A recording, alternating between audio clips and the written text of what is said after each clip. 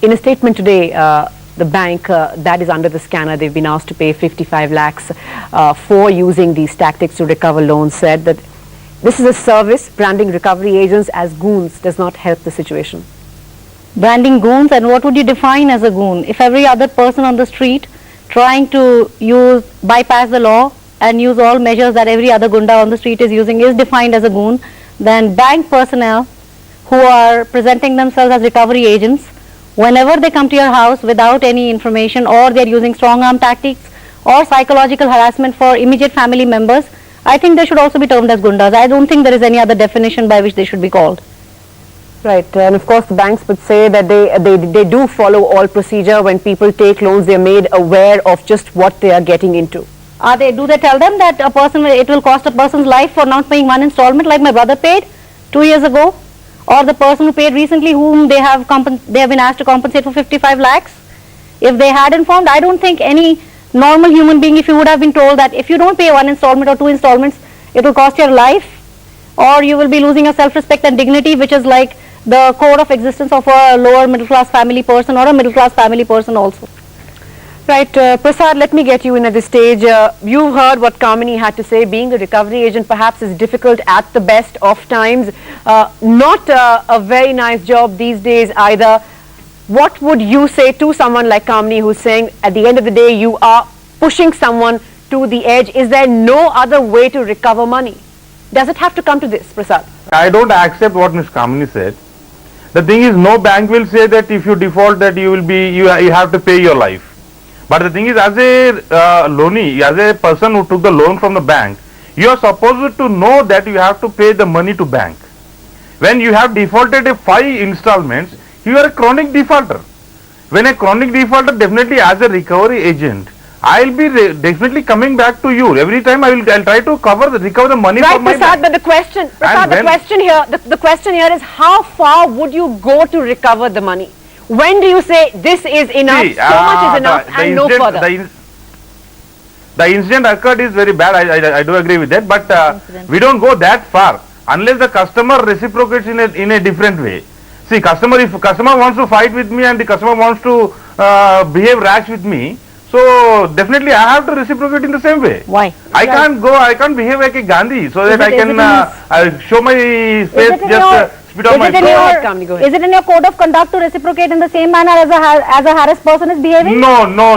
It's not a code of conduct. As far as the bank says, there's no right now. Any rules? Are there any? Basically, we're trying to ask you, Prasad, are there any rules to be followed here? Is there anything written down in a code? We know such a code exists. Is it being followed? Yeah, it is followed. It is followed. In a day, 1, 2, 3, 4, 5, 10 times, we gently pursue the customer. My brother was forced to kill him, right? We gently pursue the customer. We gently say, but the customer takes the disadvantage of our gentleness.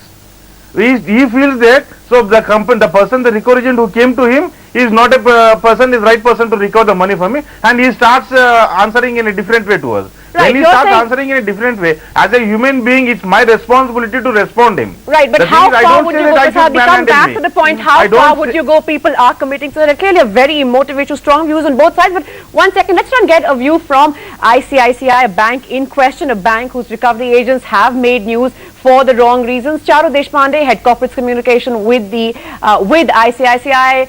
Charu, cases of recovery agents and brutality, as I said, making news for all the wrong reasons.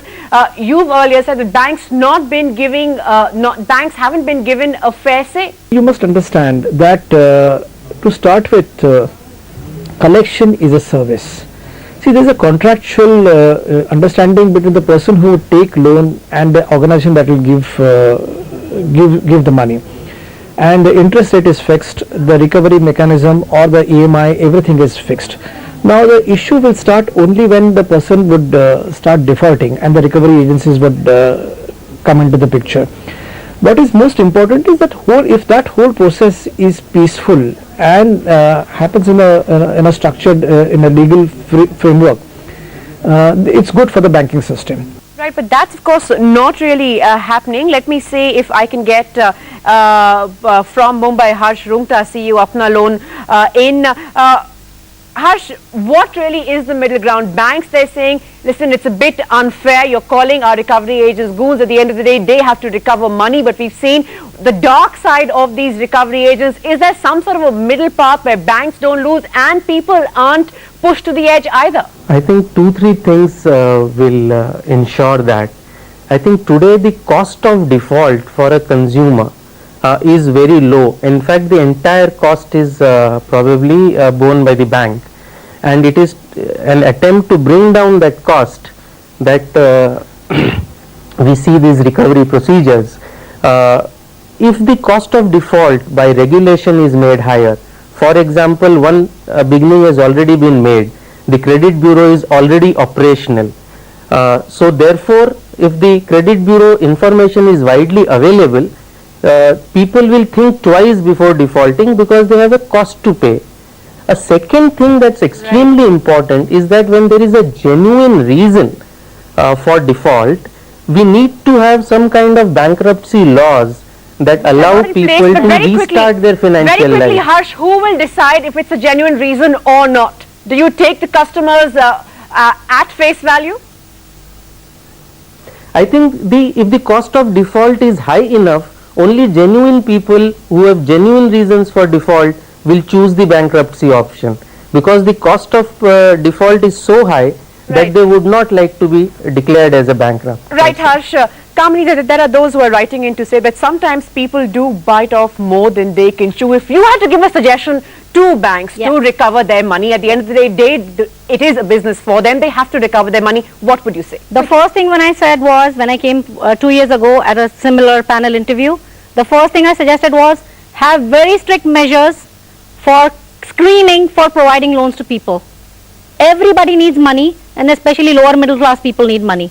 Providing loans, free loans especially, I would not like to name a bank, but because I've been bid by ICICI Bank, I would like to say that did not take stringent measures in giving loans, and it is the responsibility of the bank, because it is not a human being. We cannot raise a finger on somebody. As an institution, it is a moral responsibility of the bank and the legal responsibility of the bank to take stringent measures in providing loans in the first place. My brother would not have been eligible for 3 loans to start with.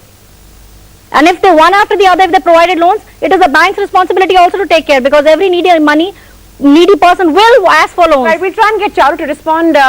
In the light of what's happening, is there a focus on just who do you give a loan to? Because there is a whole lot of hard sell involved when we talk about giving out loans here. You are under constant pressure to take a loan, one loan, X number of loans. Charu.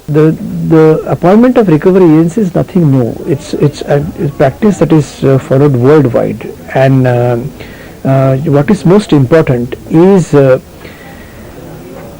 if you don't have a very efficient and robust collection mechanism, then it will not work in the interest of the financial system or the economy. So it is very important that the system is kept up to date. There is a proper training mechanism that is training that is given to people who are involved into the process. At the same time, there is also customer education that they need to really cooperate. They need to really ensure that they do not default, and that's